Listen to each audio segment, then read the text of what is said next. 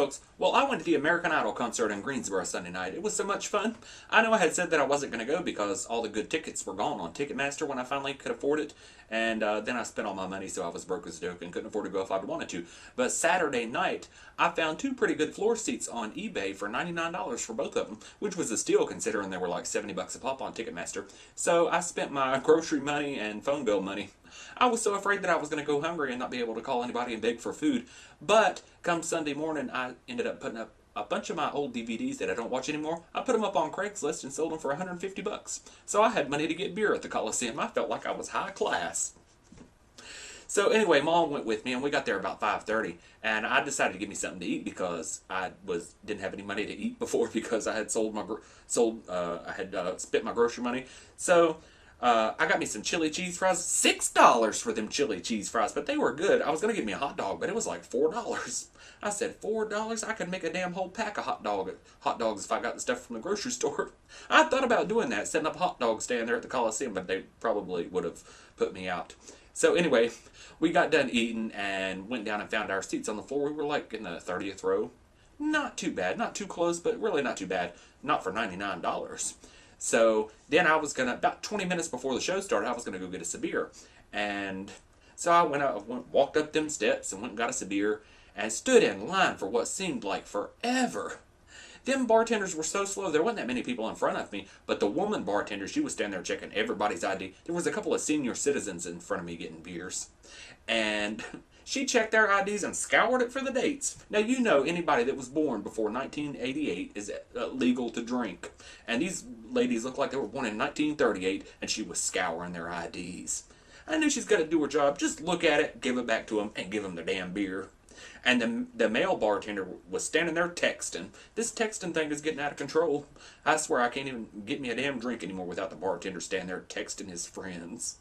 It was awful. So finally, it was like 7 o'clock when the show was supposed to start before I got back down, heading down to the seat. And when I got to the bottom of the steps, heading into the floor section, the woman was checking tickets and she stopped me and she said, "Where's your ticket?" I said, "My mom's got it," because my mom had her tickets in her pocketbook. And the woman said, "I don't think so." I said, "Oh my God." So I called Mom. I said, "Pray tell she can hear her phone ringing," because it was so loud in there. I was scared she wasn't going to hear her phone ringing. But she heard her phone ringing and she brought the ticket over and she handed the woman. She said, "Here's his ticket." And the woman said, "Okay, fine. Now where's yours?" She really was hateful. I couldn't believe that. I mean, I know she's got to do her job and check tickets and stuff, but she don't have to be so hateful about it. That made me so mad. So we went back to sit down in our seats, and we had to walk past these giddy teenage girls that were sitting beside us. We had to walk past them, and Mom accidentally stepped on one of their foots. That girl screamed bloody murder. You would have thought my mom had shoved an ice pick through her eye. I mean, she screamed like if she had moved her damn hoof out of the way, it wouldn't have got stepped on. But anyway, so we sat down and we started hearing people screaming. I thought, who's coming out? Somebody out already? Looked up at the screen, they were showing videos, the Ford videos, I think it was. And every time they showed Adam Lambert, the crowd just squealed. I said, oh my God, when he comes out, I'm going to have to stick my fingers in my ears. So anyway, when they finally came out, they had them in the order that they were eliminated. So Michael Sarver was out first. What an exciting way to start off the evening. Michael Sarver. Yeah, okay. So anyway, he sang "I Just Want a Girl" by Gavin DeGraw and "Closer" by Neo. Well, he sang great. I can't say anything bad about Michael Sarver. He really did sing great. But you know what? I try to follow all of the idols on Twitter, and I was following Michael Sarver, and I wondered why I didn't have any tweets from him for a while. So I went to his Twitter, and it says I wasn't following him, so I hit follow, and it said I was blocked. Can you believe that? Michael Sarver blocked me on the Twitter. I didn't think I had been that awful on him throughout the season. I mean, I stated the obvious that he obviously wasn't going to win, but I thought I'd been at least a little bit fair. So he has me blocked, so I have no love for Michael Sarver. Most of the people were, whatever. The people on the floor, though, they were all already standing up. Michael Sarver said, "If you aren't standing up, you ought to be, because nobody sits down at a party." And then I looked around, and all the people that were not already standing up just sat there like, well, that's Michael Sarver. What can you do? So his set was pretty short. After that was Megan Joy. She sang "Put Your Records On" and then some Amy Winehouse song, I don't know. Megan sounded worse than she did on the show. She was horrible. And her hair looked like it looked like cotton candy. I don't know what she was doing with her hair. Her hair looked pretty on the show when she wore it either straight or either curly, but wearing it down. When she sang the parts of Put Your Records On where it says, just go ahead, let your hair down, I think she should have taken that advice because her hair looked silly. It looked like a mix between... She was dressed like Kelly Pickler, and her hair looked like a mix between Christina Aguilera and Bozo the Clown. And then it looked horrible, and she sounded horrible. I think she tried to come out of her comfort zone. She stayed in this little comfort zone on the show, and she tried to come out of it, and it didn't work out that well. By the end of her songs, though, most of the crowd that was already standing up had already sat down. I said, boy, that girl knows how to sweep a crowd off their feet, don't she? So anyway, after that was Scott MacIntyre. He popped up out of the stage on a piano, well, with his piano, on a piano, and who was sitting in front of a piano. He sang Bend and Break and 1,000 Miles by Vanessa Carlton. He was exactly what I was expecting from him. He was just like he was on the show. Not the greatest singer in the world, not horrible, but except when he went into his falsetto, which sounds like he was in pain. But I don't think he was in pain. He told the story about his little high five with Ryan Seacrest and did a little Simon impersonation. So he was mildly entertaining. Next was Lil Rounds. She sang Be Without You, No One, and Single Ladies. She was a little bit better than she was on the show. I thought she sounded a lot better. She still wasn't as her voice still wasn't as much as they hyped it up to be at the beginning of the season, but she sounded a whole lot better. She did manage to get the crowd back on their feet, somewhat. A lot of people had sat down between Megan and Scott, but a lot of them got back up for Lil. And when she was singing Single Ladies, though, she wanted the crowd to sing along, but I don't think they really did, so it kind of felt like she was just skipping words in the song, so that was a little bit awkward. And I thought she looked great. Her hair, she wears the long hair really good, but I thought the blue eyeshadow was a little bit over the top. After that was Anoop. He sang Always on My Mind, Mad, and My Prerogative. There was like a 2-minute applause for Anoop when he first came out. Because he's from North Carolina, he's from Chapel Hill, and so this was like his homecoming. But Anoop sounded great. I loved when he sang Always on My Mind and My Prerogative. They were really good. They were his best performances of the season, and he did it really good at the concert. And his family was there, his family and friends, and so good for Anoop. After that was Matt Giraud. He sang Too Hard to Handle, Georgia on My Mind, and You Found Me. If Matt Giraud had gave performances like that when he was on the show, he wouldn't have had the distinct dishonor of being the only person in Idol history to be eliminated 3 times. He was perfect. I thought he was great. He worked the stage, he worked the piano, he sang great, he sounded great. I can't say anything bad about Matt Giraud. Well, I didn't like his hair. He's got like a mohawk now. I guess it's a style. I see a lot of guys with the mohawks these days. Got the hair shaved down on the sides here. I don't get that. But the little thing on his head is gone. That little mole or whatever it was. I don't know if he had it surgically removed or if it just went away on its own. He didn't have it at the beginning of the season. I guess it was just like I don't know. Wouldn't that be awful, though, to have flawless skin and then get on national TV and have this unusual growth in the middle of your forehead? Poor thing. But he was great. You know, I went in there not expecting a whole lot, not caring really about Matt Giraud one way or the other, and I left a fan, so I thought he was great. I thought he was one of the best of the night. Next was the first set of group numbers, which I really didn't stick around for. Started out with Lil Rounds and Megan Joy singing Can't Take My Eyes Off of You, and Megan had changed her costume, but she still looked pretty ridiculous. I wish she had kept herself looking like she did on the show. But at this point, I had to go to the bathroom, and I knew we were coming up on an intermission, but I wanted to beat the bathroom crowd because I wanted to get me a stall. I cannot use the urinal in a men's room. I just can't do it. It don't matter how bad I have to pee, if I'm standing there and there's somebody else standing on either side of me, it's just not going to happen. I need my privacy. I know this is more information than y'all really needed.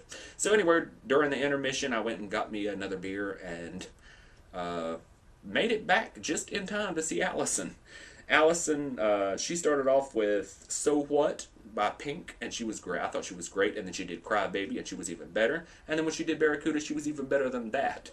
Allison was, her and Matt were 2 of the best of the night. Well, her and Matt and Chris. I thought they were great. I thought Allison, when she started singing Barracuda, I was kind of worried about that because I hate when people sing songs by heart because I love Heart, and usually people mess them up, but Allison sounded just as good as Heart. And before she sang that song, though, she was so out of breath, I don't know how she did it. She was all over that stage. Allison moved around like nobody's business. I got wore out just looking at her. Next was Danny Gokey. He started out with PYT, Pretty Young Thing, which, I thought it was a mistake. If I was him, I would not have picked a Michael Jackson song to start off with, because as much as Michael Jackson is in the spotlight lately, and everybody's remembering how great he was, the only thing you can accomplish with singing a Michael Jackson song is to prove how great you aren't. It was good. I mean, it was good, like it was good on the show, but not as good as Michael Jackson. Then he sang Maria Maria, which, again, it was good, but it seemed kind of a little bit out of place. I didn't understand why he picked that song. Then he sang What Hurts the Most and some other Rascal Flatts song. His set seemed to be all over the place. I don't know what to expect from Danny Gokey next. I think it was one of the producers said after the show that Danny was going to have a hard time getting signed because nobody knows what to do with him. He sang great, he sounded great, he performed great, but it's kind of like, what next, Danny Gokey? What are you going to do next? After that was Adam. I thought my ears were going to explode from all the screaming and all the crazy girls in the audience. They were just hollering. I almost couldn't stand it. He started out with Whole Lotta Love, which I thought was pretty good. Then he sang Starlight. I wasn't as impressed with his second song maybe because I didn't know the song that well. And then he did Mad World, which it was pretty good, about as good as it was. Not quite as good as it was on the show. I thought all the fog was a little bit over the top, but it was still pretty good. Then Allison came back out, and her and Adam sang Slow Ride together, and that was great. I think they should do an album together. They should just become like a permanent duet, like Sonny and Cher. Well, they weren't a permanent duet, but you know what I mean. The Carpenters or something like that. They should do that because they sound so good together. And I'm not really a big Adam fan, but when him and Allison sing together, I think it's great. He ended his set with a David Bowie medley, and he ripped off his jacket, and all the girls just went crazy. And as he pranced across the stage, and boy, if you didn't know Adam Lambert was gay before he did that little medley, you sure knew it then. But the ladies didn't care; they wanted him anyway. I felt a little bit let down by Adam Lambert's performances, though. I was never really an Adam Lambert fan, so to speak, but I kind of expected more from him, and it kind of didn't feel as much as he was hyped up to be. Anyway, the last of the night was, of course, Chris Allen, my favorite of the season, of course. He started out with Heartless, and it was perfect. It was perfect. I didn't really know the second song that he sang, so I wasn't as excited about that. Then he did Ain't No Sunshine, and I loved it. I love it every time I hear him sing that song. Then he sang Bright Lights, and that's one of my favorite songs of all time, and he definitely did it justice, so I enjoyed that a lot. And then he ended with Hey Jude, which I hate that song. I hate Hey Jude, but I loved hearing him sing it. He could sing anything, and I love it. I don't know why that is. But then the group started trickling back in during Hey Jude, and then the whole group sang Don't Stop Believin' to end the show with. And so overall, I thought it was a great show. They all sounded much better in person than they did on the show, except Megan Joy. She sounded like hell. But so anyway, I had to pee at this point, and I thought, well, let's go outside and see where they do the signings, and then we'll come back in and pee, and then we'll go back out there. I just want to find out where it was right quick. I should have done that before the show. So we went outside, and we walked all the way around the building before we finally found it, and then tried to find a door to go in, and the doors were locked, so we couldn't go back in and pee. But so the crowd was like, God, there had to have been at least 1,000, maybe 2,000 people standing out there. 3 people thick. So I had to stand behind several people. I said, well, I guess my shot of getting my picture took with any of them was out of the question, which was okay because it was really humid, and I really need I should have got a haircut before I went. Because when it's humid and my hair is not cut and trimmed properly, it looked like something crawled on my head and went to sleep. I looked horrible. I didn't want any of them to recognize me. So anyway, the first person to come out to sign was Michael Sarver, and he walked around the crowd a couple of times. And he looks much smaller in person, though, than he did on the show. He looked pretty heavy on the show, but he's really not that big. Or maybe he's lost weight since the show. Who knows? Megan Joy came out. She had pulled her hair back, so her hair wasn't atrocious like it was in the concert, but she was gorgeous. I mean, she looks pretty on the show, but seeing her in person, she is just flawless. She is so beautiful. Lil Rounds came out, and she was really sweet. She was smiling at everybody, and so she was really nice. Danny Gokey came out, and he was pretty much hurried. Matt Giraud was pretty much in a hurry, too. And then Chris Allen came out. I was so happy to see him, and he's so much more beautiful in person than he is on the show. Just like Megan, except Chris is prettier. But I stuck my camera right in his face. Well, I stuck my camera in a lot of their faces, but I got my camera right down in Chris Allen's face. But he was like signing autographs, not even looking up. He was like in such a hurry, and just it seemed like he didn't really want to be there. None of them acted like they really wanted to be there. I read though, and then I left after Chris, and by the time I got home, I ran to the bathroom. I thought I was gonna wet my pants on the way home. But I read that oh, and Allison came out too. Well, how did I forget Allison? Allison was very sweaty when she came out. She was tired. She was running back and forth, but she was happy, and like Allison's always happy. But so anyway, I read that Anoop and Scott came out after I left, but Adam didn't come out. Oh, I also read that Lil Rounds and Michael Sarver were a little bit annoyed because people kept chanting for Adam. Well, I mean, you got to understand, most of the people are there to see Adam or Chris or Danny or Allison. The top four is really going to have a lot more fans than the rest of them. So I think they should take that as an opportunity to get to know people and try to make more fans for when they actually do something else. If you get annoyed, it's just going to turn people off to you. They should be used to by now people asking for Adam. I mean, if Aerosmith was to do a signing, if all the band members were to go out and sign autographs, and everybody's saying, where's Steven Tyler? Where's Steven Tyler? They're not going to get mad. They're going to understand that's who people are really there to see. So they should have used that as an opportunity. I think Adam should have used it, though, as an opportunity. Apparently, he was sick. He wasn't feeling well. But I hear this happens a lot after the shows. Adam isn't feeling well.